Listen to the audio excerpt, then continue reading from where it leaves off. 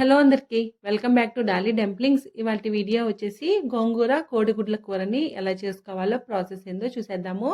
చాలామంది గోంగూర చికెన్, గోంగూర మటన్, గోంగూర ప్రాన్స్ తిని ఉంటారు కదా. ఓసారి ఇలా కూడా ట్రై చేసి చూడండి, చాలా బాగుంటుంది. చాలా సింపుల్గా చేసేసుకోవచ్చు. మసాలాలు కూడా అంత ఎక్కువ లేకుండా చాలా టేస్టీగా చేసుకోవచ్చండి. ప్రాసెస్ చూసేద్దాము. దీనికోసం ముందుగా నేను ఇక్కడ ఒక గుప్పెడంతా గోంగూరని తీసుకున్నాను. నేను ఇక్కడ ఎర్ర గోంగూరని యూజ్ చేస్తున్నానండి. మీరు ఏ గోంగూరతో అయినా చేసుకోవచ్చు. ఈ గోంగూరకి కాడలేమీ లేకుండా నేను వీడియోలో చూపించే విధంగా వలిచేసి తీసుకోవాలి. ఇప్పుడు ఈ గోంగూరని శుభ్రంగా 2-3 సార్లు వాటర్లో వాష్ చేసి వాటర్ని వంపేసి తీసుకొని పక్కకు పెట్టుకోవాలి. అలాగే ఇందులో ఒక 5-6 కారం గల పచ్చిమిర్చిని సన్నగా కట్ చేసి వేసుకోవాలి. నేను గోంగూర కోడిగుడ్ల కూర కోసం ఎగ్స్ అనేది ముందుగానే ఉడికించి తీసుకున్నానండి. ఇలా ఉడికించుకున్న ఈ ఎగ్స్‌కి నేను వీడియోలో చూపించే విధంగా నైఫ్‌తో ఘాట్లు పెట్టుకోవాలి. ఇలా పెట్టుకోవడం వల్ల మసాలా అనేది ఈ ఎగ్‌కి బాగా పడుతుంది.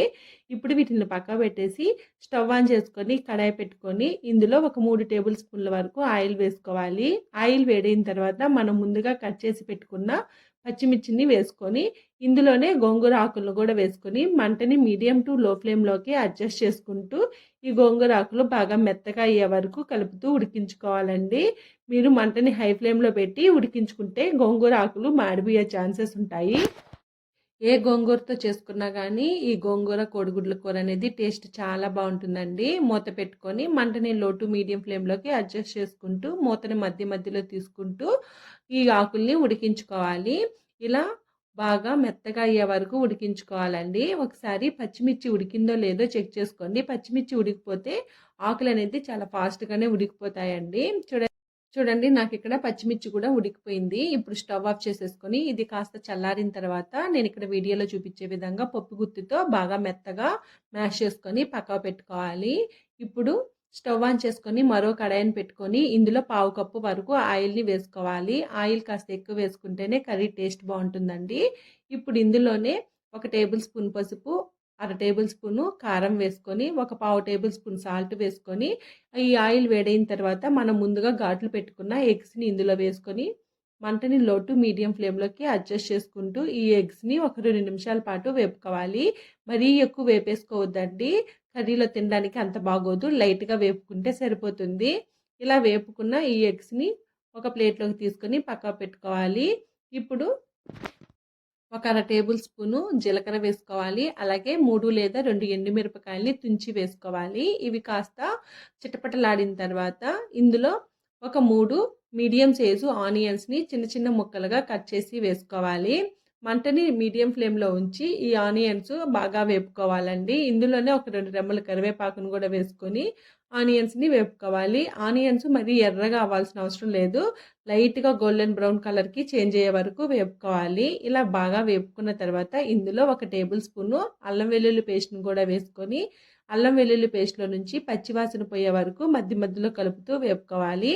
చూడండి, అల్లం వెల్లుల్లి పేస్ట్ కూడా ఈ విధంగా వేపుకున్న తర్వాత ఇందులో ఒక 1/2 టేబుల్ స్పూన్ పసుపు, 1 టేబుల్ స్పూన్ ధనియాల పొడిని వేసుకొని ఒక 2 సెకండ్ల పాటు బాగా మిక్స్ చేసుకొని వేపుకోవాలి. ఇలా వేపుకున్న తర్వాత 2 పెద్ద సైజు టమోటాలని చిన్న చిన్న ముక్కలుగా కట్ చేసి వేసుకొని ఈ టమోటాలు అనేది మధ్య మధ్యలో కలుపుతూ కాస్త మెత్తగా అయ్యే వరకు వేపుకోవాలండి.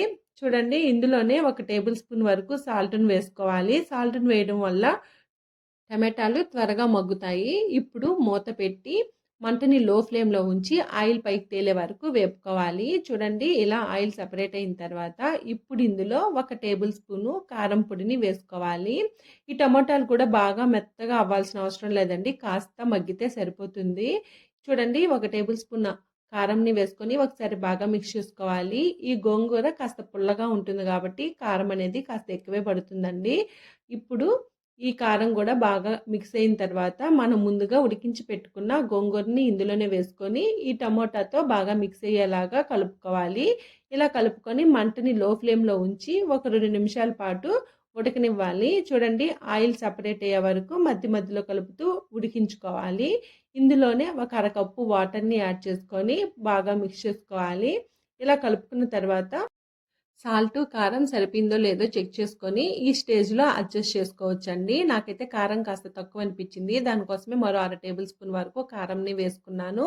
ఇప్పుడు ఇందులో మనం ముందుగా ఫ్రై చేసి పెట్టుకున్న ఎగ్స్‌ని కూడా వేసుకొని మంటని మీడియం ఫ్లేమ్‌లో ఉంచి ఉడికించుకోవాలి. అలాగే ఇందులో ఒక టేబుల్ స్పూన్ వరకు గరం మసాలాని యాడ్ చేసుకొని ఒకసారి బాగా కలుపుకోవాలి. ఇప్పుడు మూత పెట్టి ఆయిల్ సెపరేట్ అయ్యే వరకు వేపుకోవాలండి. నేనిక్కడ ఒక టేబుల్ స్పూన్ వరకు వేయించి పొడిగొట్టుకున్న ధనియాలు, లవంగాలు, దాల్చిన చెక్క, జీలకర్రని వేయించి పొడిగొట్టుకున్నది ఒక టేబుల్ స్పూన్ వేశానండి. ఇది ఆప్షనల్. ఇలా బాగా మిక్స్ చేసుకున్న తర్వాత మూత పెట్టి ఆయిల్ సెపరేట్ అయ్యే వరకు ఉడికించుకోవాలి. చూడండి ఇక్కడ ఆయిల్ సెపరేట్ అయిపోయింది కదా! ఇప్పుడు ఇందులో సన్నగా కట్ చేసుకున్న కొత్తిమీరని వేసుకొని ఒకసారి బాగా మిక్స్ చేసుకోవాలి. అంతేనండి. ఇంక స్టవ్ ఆఫ్ చేసేసుకొని దీన్ని వేడి వేడిగా సర్వ్ చేసుకోవడమే. దీన్ని వేడి వేడి రైస్‌తో తింటే చాలా బావుంటుంది. అలాగే చపాతీలో కూడా చాలా బావుంటుందండి. చూసారు కదా! గోంగూర ఎగ్ కర్రీని ఎలా చేసుకోవాలో ప్రాసెస్ ఏందో. ఈ వీడియో మీకు నచ్చితే లైక్ చేయండి, షేర్ చేయండి, కామెంట్ చేయండి. అలాగే తప్పకుండా ఈ రెసిపీని మీరు ట్రై చేసి మీకెలా కుదిరిందో కామెంట్ చేసేయండి. మరిన్ని రెసిపీస్ కోసం మన ఛానల్‌ని సబ్స్క్రైబ్ చేసుకొని నోటిఫికేషన్ సింబల్‌ని ఆన్ చేయండి. Thank you for watching.